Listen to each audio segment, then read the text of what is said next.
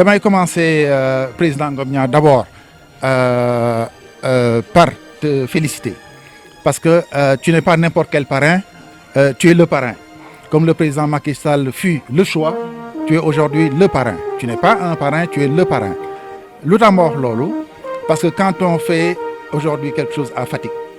lu mel ni tournoi de la jeunesse c'est parce que boo nanguwul parrain bi dañuy seeti beneen parrain parce que quand on parle de la jeunesse fatickoise je pense que yow symbole nga ci te yaa ngi koy représenter dignement parce que 90% de ton discours yaa ngi koy orienté ci jeune te loolu du tey bi ma la xamee ba léegi depuis que tu es jeune parce que maintenant tu l'es plus trop nekkatuloo encore léegi léegi tu es dans la catégorie des grands adultes. suñu équipe muy ASC Yaakaar ils ont fait un parcours extraordinaire cette année parcours bi ñuy def c'est un parcours qui est plus que honorable gis ngeen joueurs yi discipline bi ñu àndal discipline bi ci seen dirigeants yi la commencé dirigeants yi ak supporters yi mobilisation bi ñu def ren chaque année day gën a yokk discipline bi ñu àndal aussi chaque année day gën a amélioré. di nuyu mbooloo mi yëpp di jiital ci nuyoo bi ci nga xam ni suñu kilifa la di président Mamadou Thior di koo xam ni ñun moo ñu tette ni comme ni ko Cheikh Camara waxee bi ñuy ñëw ci ASC bi lu bari xamuñu ko ci woon mu tette ñu yàlla dogal ñu jaar à travers lui ñu am amour. joueurs yi nag dañ leen am fu ñu leen dugaloon pour ñu préparer affaire bi xam nga mais le capitaine il est là parce que dañu bëgg a premier mi-temps ñu taxali ko ak sama gars yi quoi moo tax ñu depuis démb ñu tëj leen quelque part quoi donc loolu daal moo fi ne di nuyu ñëpp nag ku ma tudd turam nga jéggal ma parce que xel day fattu mais daal li ma bëgg a wax ci tënk fair play ñun ci la ñu ne et appel boobu la ñuy lancé parce que Fatick rek moo mën a gagné waaw suñu ku mën a gagné c'est Fatick c'est le sport c'est le fair play c'est la jeunesse. tournoi bi tournoi de la jeunesse la jeunesse nag bu ñu ko waxee rek wax nañ tout wax nañ fair play wax nañ l'avenir de ce pays là donc ngeen jéem a jàpp moom mi nga xamante ne moo nekk parrain bi ak ki nga xamante ne ñoo ko initié muy Pape Samba ay jeunes lañu woon nekkoon ay joueurs comme yéen nekk si biir terrain bi kenn mosu leen déggee xeex kenn mosu leen déggee xuloo yaakaar naa ne ku organiser finale bu am envergure bii nii invité leen yéen ñëpp ngeen ñëw ASC yëpp wàcc ba mu des yéen ak Sangomar li ngeen war a def rek mooy sagal leen parce que ñoom ay ndaw lañ nga xam ne nettali bi ëllëg rafet mooy ngeen jouer ko dans le fair play et la sportivité et que la meilleure équipe gagne. Donc merci beaucoup Dage Ngom Niang pour tout ce que vous faites pour la jeunesse fatickoise. Merci Pape Samba pour l'initiative. Donc kii ku gën a jàppale la ñu ñaan ancienne gloire yi ku leen gis ak li ñu def ci Fatick yëpp gis jeunesse bi nekk fii gis la presse gis Grand Malick ak ñëpp ñi nga xamante ne ñu ngi taxaw la jeunesse fatickoise cela veut dire que moom moo leen ko ji te instant bi Sénégal koo ji rek dina la ko fay yal na la yàlla fay sa disponibilité ak tout ce que vous faites pour la jeunesse de Fatick. man su ma wax sama waxtu bëri parce que man tam mu wax si mbooloo mais dama bëgg wax ak neen Fatick c'est en 1939 que football yi dugg fii xaw ma ndax xam ngeen ko d'après les archives en 1942 premier trophée bu Fatick doogu dugg fii en 1942 bi gars yi defee des recherches laajte le préfet qui était là Idikaas Bokom defee ni coupe bi mi ngi nii en 1942 lu dugg Fatick kon ça veut dire que ne Fatick moo war a jiitu si football ñun football rek la ñu xam man je suis né à Saint-Louis mais Fatick moo ma adapté depuis 1973 je suis à Fatick li mu fi gisee football la kon ça veut dire que lii ñuy def ni tey jii c'est du lii foo la boo xam ni amul benn loo xam ni dañ ko fi gis muy violence ñun bëgguñu ko ñun avec les anciens qui sont là les Ismaïla Aziz Bass Ousmane Brigal Omar Paye mosuñu def violence ci terrain dañuy souhaiter les deux équipes que ñu xam ni coupe bi ki ko parrainé amul violence que ñu jouer dans le fair play que le meilleur. am nañ discipline am nañ yar te mun nañ football tamit ci jàmm ak salaam donc nag sur ce comme que ñoom dañu am fu ñu dem ñun tam on a d'autres choses à faire kaddu bi du gudd donc di la wax jërëjëf Ndioko Ndial avant de terminer nag du ma remercier notre président parce qu'il a beaucoup fait pour l'ASC avec tous les sacrifices aussi que vous faites pour les joueurs ñoo ngi lay remercier di la ñaax tamit di la encourager. bon benn cadre rek lañ am bu ñu yëkkati pour rassurer le parrain avec toute son délégation wax ne ñun moom ci fair play rek la ñuy football quoi parce que foofu naa lépp daal ci loolu la à part ça en plus xanaa di ñaan encore yàlla jox ñu ndam rek pour ça quoi bu ko defee ñu jógee léegi suñu président rek yaakaar naa ne moom moo ñu ko gën a soxla sax.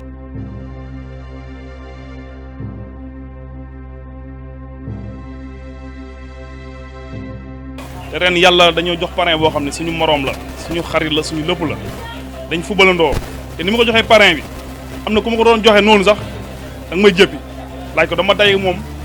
sa koñ ba dama dawal sa moto ba fekk mu taxaw man ko Taj ren yow laa jox dama am benn problème mon frère te loo bëgg rek man dama si def yàlla def ren ni ñu ko organisé mu métti muy taw may génne xaalis di organisé affaire bi taw muy yàqu may perte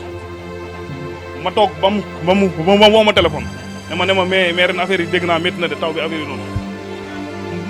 mu dable ko 300000 yónnee ma ko ne ma loolu dama la ko jàppale. donc kooku noonu nit koo xam la ku gëm sport la ku gëm li muy def la bëgg la ngeen ñaanal ko bu baax a baax fi mu nekk mu yokk bu baax a baax parce que tey dama kontaan parce que ku nekkoon si sport ba dem ba nekk mag toog di si gis say mag yi nekkoon EGF yi nekkoon AGF ñëw toog comme genre yi Sitor ñun dañoo nekk ay xale di ko seeraani jom bi nekkoon si moom ak fula bi nekkoon si ak fayda si nekkoon si moom vraiment aussi bëgg naa tam mu nekk si joueur yi léegi xam football jom la fula ak fayda ak discipline surtout parce que tey bis bii bëgg nañ mu doon bis boo xam ni xam nga fête lay doon fête nag boo ko dëggee amul xuloo amul xeex amul mer il faut. Aujourd'hui tey lii ñuy def ñun ñëpp moo mën a tax ñu jëriñ Fatick parce que ku ne si ñun si koñ bi nga dëkk bu yàlla defee yàlla am ab suut lum la dénk wala suturaal la nga ñëw ne naa bokk ak suma waa koñ xëy na mënoo jox ku ne mais mun nga xool lu ñëpp bokk nga ne naa leen jëriñ dafa naa nekk président ASC bi nekk pour koñ bi yëpp nga jiite ko di ci def liñ ciy def donc kenn mënut a wax ne defaloo ko donc loolu mooy travailler pour la communauté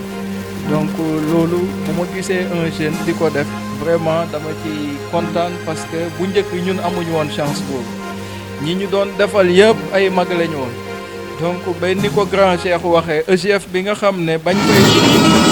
dans les motos du Sakade ñu ngi woon école dem si yàlla kàddu année boobu de du Fatick amoon ay kade ñu war leen a toog sa jeune ne ko mais amal na sa boobu Fatick Sakade si lañu kal si yóbbu ñu defal ñu ay licence ñu dugal ñu EGF génération donc loolu moo ñu dugal voilà loolu moo ñu dugal peut-être EGF ñu ànd si ay ñëwee président bu kër bi ñu jëndal ay kaye ñuy jàngi xam nga donc xam nga loolu mënuñu ko fàtte tey bu yàlla defee ñun tamit ñu am possibilité def et yàlla may ñu naan ba at président bu kër joor amoon te ku ko may bi nga xam ne parce que dans de très grandes ASC ak sama ASC yaakaar donc vraiment et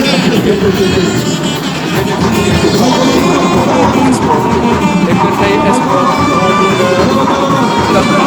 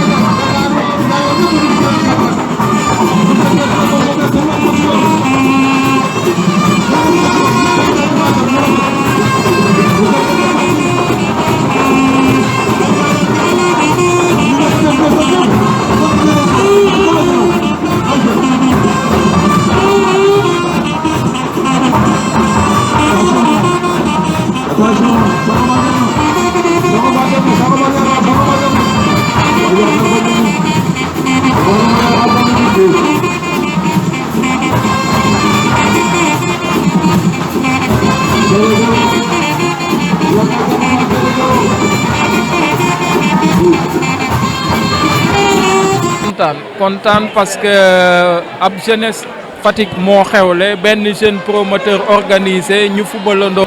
mu tànn ma ci biir jeunes yi def ma parrain moo tax tey lépp lu ma am su may xarit su may mbokk su may collègue ñi may jàppale mais aussi su ma ministre mobilisé cabinet am yëpp mobilisé ministère am yëpp donc ñëw gunge ma ci bés bi donc loolu day wone rek ne en fait ñi ma nekkal yëpp bëggoon nañu réussite bés bi te jàppale nañ ma ci moo tax mënuma def lu dul am un sentiment vraiment de fierté ak de contentement. waa xaar waruñu parce que man y a quelques années de cela dañ ma doon jàppale bi may football fii ci même stade bi donc moo tax tey bu yàlla defee ñu nekk ci ay position defuñu dara lu dul suñu mission. parce que tey lii ñuy def ku mu mënoon nekk nga nekk foofu nekk doomu Fatick doo def lu dul lii ñuy def donc amul benn mérite bu ci am. sa mission la rek nga war ko accompagner donc moo tax tey ma ne li ñu def nii lu ñu war la xaaruñu ci jërëjëf utuñu ci dara dañu am fuñ ñu teg pour ñu jàppale doomu Fatick fépp fu président munta dem fu mu munta yegg loxoom munta yegg tànkam munu fa dem ministre bi loxoom munu fa dem tànkam munu fa dem ñun ñu demal leen suñuy loxo aussi mun di joxe loolu nga xam ne ñoom ñoo ko waroon di def loolu mooy rôle bi et je pense que ñu ngi jéem ak les maigres moyens yi ñu am di jéem a lépp lu ñu am bokk ko ak waa Fatick lépp lu ñu mun ñu bokk ko ak waa Fatick je pense que ne loolu mooy suñu rôle te waa Fatick xam nañ ko ndax tey gis nga ni ñu génnee ñoo jàpp bés bi xam ne seen bés la. waa doomu Fatick ni ma leen gisee mooy Fatick ay nit ñu baax rek a fi dëkk ay góor dëgg ñoo fi dëkk ay nit ñu bëgg seen bopp mais aussi ñu am fulaak fayda ñoom ñoo fi nekk loolu moom mën naa ko témoigner ci Fatick moo tax moment bi nga xam ne doomu Fatick soxla na dañoo jóg xeexal ko muy le président de la République te noonu lañ ko defee biñ koy defal Matar Ba noonu lañ ko paree def aussi pour d'autres fils de Fatick yoo xam ne heure bu leen seen dëkk soxlaa ñoom ñu ngi fi moo tax ma ne ay góor dëkk ñoo fi ne ñun lu ñu mën di def rek pour ñii xeeb nañu ko parce que amuñu dara mënuñu am lenn lu gën a kawe Fatick. Fatick mooy suñu Paris mooy suñu Londres Fatick la ñu am donc on est fier de cette ville là. man li ma si gis mooy ni ñu def yuuxu normal na parce que sportif moom mënoo préparer wu ba nekk tournoi monté après gisoo kenn ku la gunge pour un sportif da ngay comprendre frustration bi parce que de tous les jours la am chance boobu noonu donc loolu mun naa leen ko nangul mais li ma leen dul nangul mooy que ne le fait que manière bi parce que bu ñu boolee ñëpp ci même sac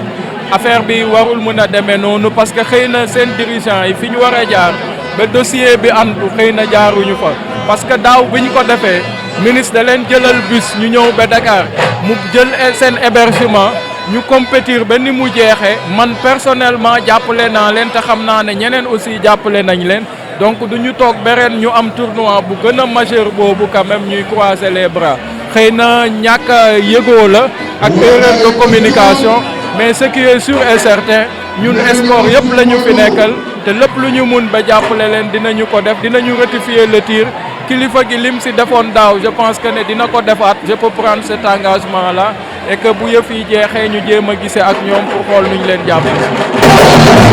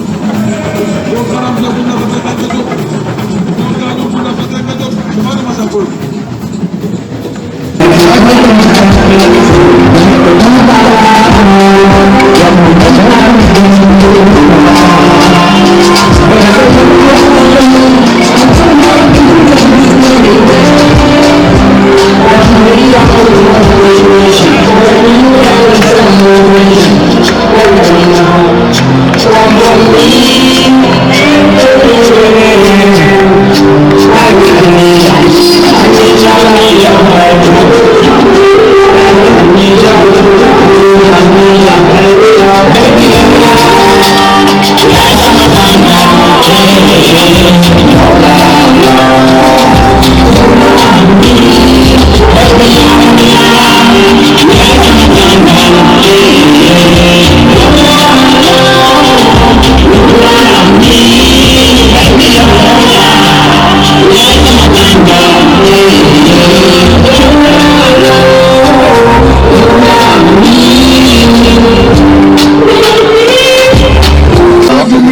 yàlla rek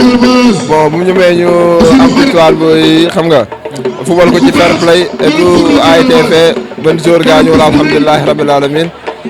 football nañ ko ci bismillahi rahmaani rahim terminé ko ci alhamdulilahi rabbil alamin waaw xanaa di kontaan rek di kontaan baax a baax. Ça va ñaari équipe yëpp football nañ bon équipe bi perdre démérité wul seulement sens daf ñu xaw a féetee rek moo tax ñu gagné quoi mais ñaari équipe yëpp joué nañ parce que yaakaar moom c'est une grande équipe bu mag la mais Sangomar aussi grande équipe la de finale bi comme article bi ñu ko waxee rek 6 ans de cela 5 ans yi lépp ñoo ko gagné benn lañ perte daanaka daal suñu finale la quoi. mooy santal yàlla rek parce que dama di ndaw nekk si dëkk bi bon mënoon naa tey nekk beneen jeune boo xam ne day nekk si leneen mais damay liggéey chaque année dajal sama xaalis boole jeunesse bi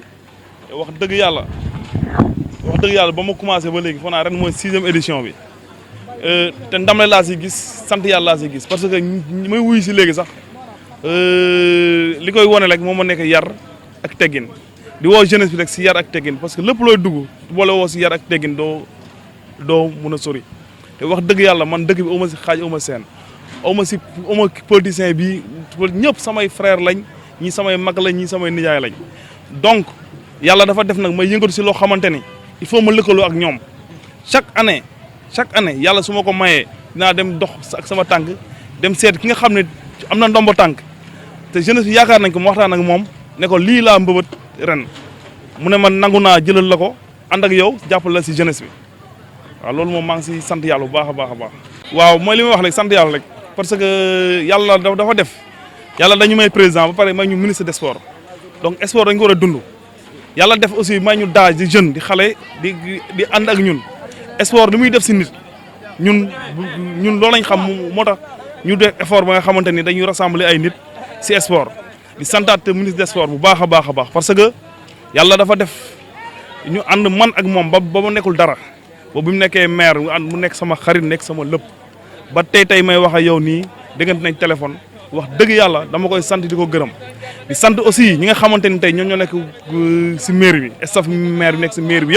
ñëpp ñëw nañ jàpp si ñoom Modou Faye ñoom Jakaria Kébé ñoom Gaju ñoom Massène ñëpp gis naa leen donc loolu moom sant la parce que tey fekkoon tey dañuy doxe neneen tey fii doo fi gis kenn waaw tey doo fi gis kenn mais li am tey moom dafay yokk sport te day yokk aussi jom si jeunes yi di woo jeunes yi ne leen liggéey nekkul Dakar rek mooy liggéey mu nga nekk si dëkk bi nga nekk di liggéey di fi am teranga mais seqale nit ñi jàmm ak salaam te yéene nit ñi jàmm képp ki nga xamante ni tey yàlla jox na ko ndomb tànk wala leen ñu am jàmm ak salaam ak ñoom jël xool la mooy jëmal dëkk bi kanam.